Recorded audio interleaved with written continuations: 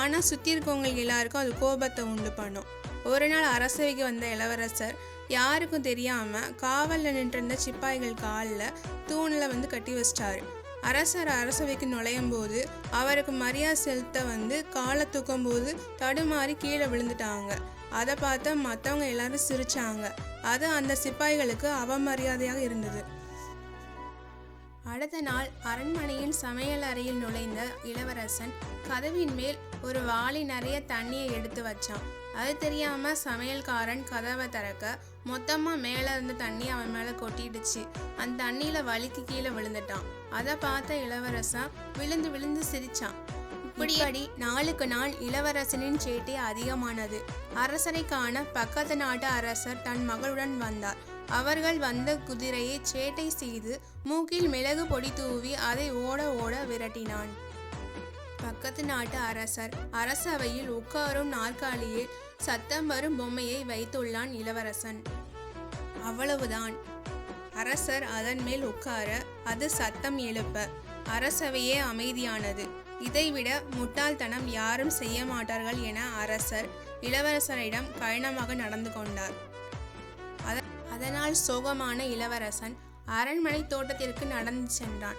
அவனை பார்த்து அவனது செல்ல நாய்க்குட்டி ஓடி வந்தது. நாய் அருகில் வந்ததும் அதை கொஞ்ச சென்றான் இளவரசன்.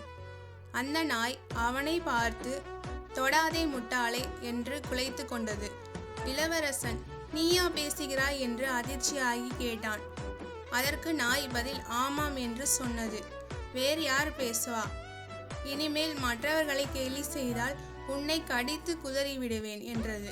அந்த சத்தம் வித்தியாசமாக கூர் என்று எழுப்பிக் கொண்டே இருந்தது.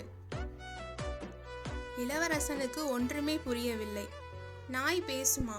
அதுவும் இவ்வளவு கோவமா என பல நாளாக அந்த நாயின் வாயை பார்த்து கொண்டிருந்தான். அந்த நாளுக்கு பிறகு ஒரு நாள் கூட இளவரசனின் செல்ல நாய் பேசவே இல்லை.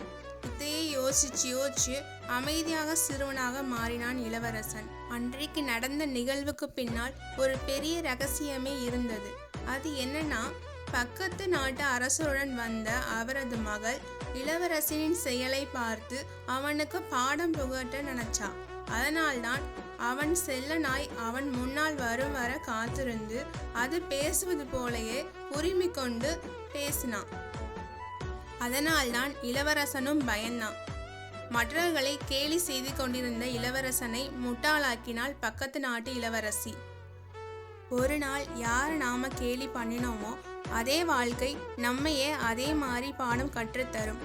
சிரிப்பு எல்லோருக்கும் மகிழ்ச்சி தரணும். அது ஒருத்தவங்களுக்கு சந்தோஷத்தை கொடுத்து மற்றவங்களுக்கு வலிக்கிற மாதிரி இருக்கக்கூடாது.